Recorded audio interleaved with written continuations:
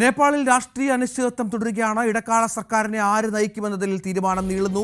കുൽമാൻ ഗിസിങ്ങിന്റെ പേരാണ് ഇപ്പോൾ സജീവ പരിഗണനയിൽ. പാർലമെന്റ് പിരിച്ചുവിട്ട് ഭരണഘടനാ ഭേദഗതി ചെയ്യണമെന്ന ആവശ്യമാണ് ജൻസി പ്രക്ഷോഭകർ മുന്നോട്ട് വെക്കുന്നത്. സംഘർഷത്തിൽ കൊല്ലപ്പെട്ടവരുടെ എണ്ണം ഇതിനിടെ 34ആയി. കാർത്തിക്, നമ്മുടെ അയൽ രാജ്യമാണ്, നമുക്ക് കൺസേൺ ഉണ്ട്, പ്രധാനപ്പെട്ട കാര്യമാണ്. എന്താണ് ഇപ്പോൾ അവിടുത്തെ അവസ്ഥ? പട്ടാളം, സൈന്യം ഭരണം ഏറ്റെടുക്കില്ല എന്നത് വ്യക്തമായിട്ടുണ്ട്. ജനാധിപത്യ രീതിയിൽ മുന്നോട്ട് പോകുമെന്ന് പ്രതീക്ഷിക്കണോ? ഇടക്കാല സർക്കാരിനെ ആര് നയിക്കും എന്ന കാര്യത്തിൽ ഒരു സമവായത്തിലെത്താൻ ഇതുവരെ കഴിഞ്ഞിട്ടില്ല എന്നതാണ് ശ്രദ്ധേയം. 2 ദിവസമായി ചർച്ചകൾ തുടരുന്നു. പ്രക്ഷോഭകരുടെ പ്രതിനിധികൾ, അതോടൊപ്പം തന്നെ നേപ്പാൾ പ്രസിഡന്റ്, സൈനിക മേധാവി, ഇവരാണ് ചർച്ചകൾക്ക് നേതൃത്വം നൽകുന്നത്.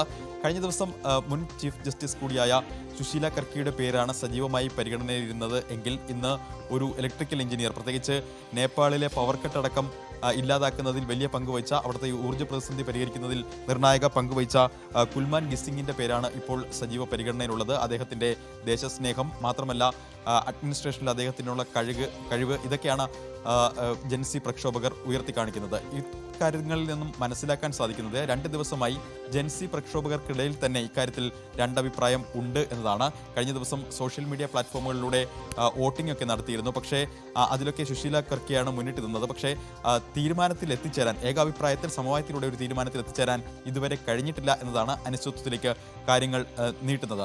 മറ്റൊന്ന്, നേപ്പാളിലെ ജനജീവിതം മെല്ലെ സാധാരണ നിലയിലേക്ക് വരുന്നു എന്ന് പറയാം. ഇന്ന് കാഠ്മണ്ഡുവിൽ കർഫ്യൂ 2 മണിക്കൂർ ഇളവ് നൽകിയിരുന്നു. ഈ സമയം ജനങ്ങൾ റോഡിലിറങ്ങുകയും സാധനങ്ങൾ വാങ്ങിക്കുകയും ഒക്കെ ചെയ്യുന്ന ദൃശ്യങ്ങളും അവിടെ നിന്ന് ഇതിനോടകം തന്നെ ലഭിച്ചിട്ടുണ്ട്. മാത്രമല്ല, സുപ്രീം കോടതിയുടെ അടക്കം പ്രവർത്തനങ്ങൾ വരും ദിവസങ്ങളിൽ ആരംഭിക്കും. ഹേബസ് കോർപ്പസ് അടക്കമുള്ള കാര്യങ്ങൾ പരിഗണിക്കുമെന്ന് കോടതി അധികൃതരും വ്യക്തമാക്കുന്നു. അങ്ങനെ ജനജീവിതം വലിയ സാധാരണഗതിയിലാകുന്നു. പക്ഷേ കഴിഞ്ഞ 2 ദിവസം ആളിക്കത്തിയ പ്രക്ഷോഭത്തിൽ ഏതാണ്ട് 20,000 കോടി രൂപയുടെ പൊതുമുതൽ നശിച്ചു എന്നാണ് പ്രാഥമിക കണക്കുകൾ. അത്തരത്തിൽ സാമ്പത്തിക പ്രതിസന്ധിയിൽ ഉഴലുന്ന ഒരു രാജ്യം വരും കാലങ്ങളിൽ എങ്ങനെ അതിൽ നിന്ന് കരകയറും എന്നത് വലിയ പ്രതിസന്ധിയും അതോടൊപ്പം തന്നെ ഒരു ചോദ്യചിഹ്നവുമായി നിലനിൽക്കുന്നു. എന്തായാലും രാഷ്ട്രീയ അനിശ്ചിതത്വം നേപ്പാളിൽ തുടരുന്നു. ജനജീവിതം മെല്ലെ സാധാരണ നിലയിലേക്ക് വരുന്നു. കർഫ്യൂ തുടരുകയാണ്. പക്ഷേ കർഫ്യൂവിൽ ചില മണിക്കൂറുകളിൽ ഇളവ് നൽകി ജനജീവിതം മെല്ലെ സാധാരണ നിലയിലാക്കാനുള്ള ശ്രമങ്ങളാണ് പുരോഗമിക്കുന്നത്. പക്ഷേ അപ്പോഴും ഇടക്കാല സർക്കാർ രൂപീകരണവും ആ ഇടക്കാല സർക്കാരിനെ ആര് നയിക്കുമെന്ന കാര്യത്തിലും അനിശ്ചിതത്വം അനന്തമായി തുടരുകയാണ്.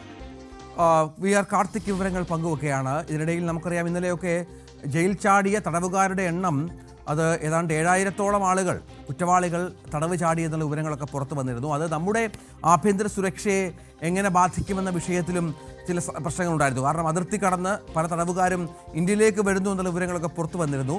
അപ്പോഴാണ് പശ്ചിമ ബംഗാൾ ഗവർണർ ശ്രീ CV ആനന്ദബോസ് അവിടെ അതിർത്തി സന്ദർശിച്ചത്. അദ്ദേഹം പറഞ്ഞത്, നമ്മളോട് സംസാരിച്ചത് അദ്ദേഹം അല്പസമയം മുമ്പ്, അദ്ദേഹം പറഞ്ഞു വെച്ച പ്രധാനപ്പെട്ട കാര്യം നമ്മുടെ അതിർത്തി സുരക്ഷിതമാണ് എന്നും തടവുകാരും ഇങ്ങോട്ടേക്ക് എത്തിയിട്ടില്ല എന്നും വളരെ കൃത്യമായി ബോർഡർ സെക്യൂരിറ്റി ഫോഴ്സ് കാര്യങ്ങൾ നിയന്ത്രിക്കുന്നുണ്ട് എന്നും അദ്ദേഹം പറഞ്ഞു വെച്ചു.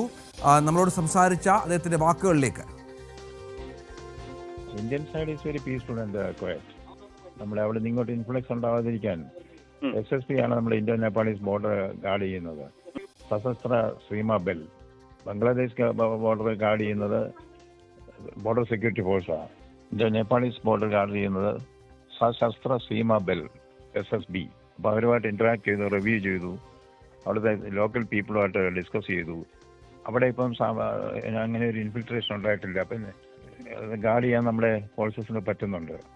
Doing their job very well and people are also very, it's a situation normalcy there on the Indian side.